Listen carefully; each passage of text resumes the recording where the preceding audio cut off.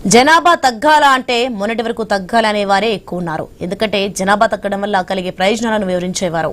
ప్రభుత్వాలు కూడా అందుకు తగ్గట్లుగా నియంత్రణ చర్యలు చేపట్టి సక్సెస్ సాధించాయి. కానీ ఇప్పుడు మాత్రం రివర్స్ అవుతుందన్న టాక్ వినిపిస్తోంది. ఎందుకంటే ఇప్పుడు దేశ జనాభా పెరగాలా అన్న ప్రశ్న పెరిగిపోతుంది. అందుకు తగ్గట్టుగా ముందడుగు వేసిన AP CM Chandrababu bumper offer ప్రకటించారు. జనాభా పెంచాలని పిలుపునిచ్చారు. అందుకు 3వ బిడ్డకు 30,000, 4వ బిడ్డకు 40,000 ఇస్తామని సీఎం చంద్రబాబు ప్రకటించారు. తగ్గిపోతా ఉంది. ఎప్పుడైతే ఆదాయం పెరుగుతా ఉందో ఆటోమేటిక్ గా కొంతమంది ఒక పిల్లవాడితోనే సర్ది పెట్టుకుంటున్నారు. ఒకవేళ మగ పిల్లవాడు కాకపోతే మళ్ళా ట్రై చేసే పరిస్థితికి వస్తున్నారు. ఇంకో పక్కన మీరు చూస్తే దీనివల్ల 2.1 జనాభా ఉండాలి రీప్లేస్మెంట్ లెవెల్కి.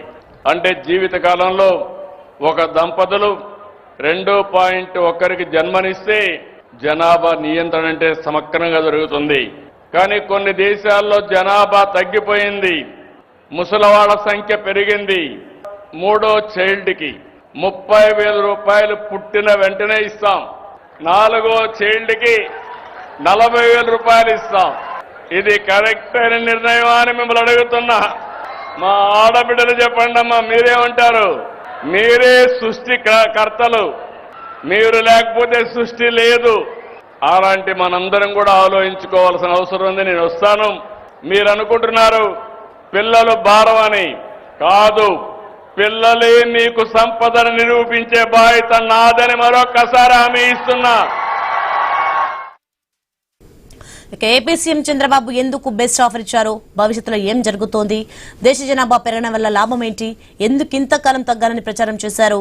ఇప్పుడు ఎందుకు పెరగాలి? ఎందుకు నేతలు పిలుపునిస్తున్నారు అంటే దీనికి ఓ లెక్కుందంటారు పెద్దలు. ఇప్పటికే జనాభా తగ్గిపోతున్న జపాన్ తీవ్ర ఇబ్బందులు ఎదుర్కొంటోంది.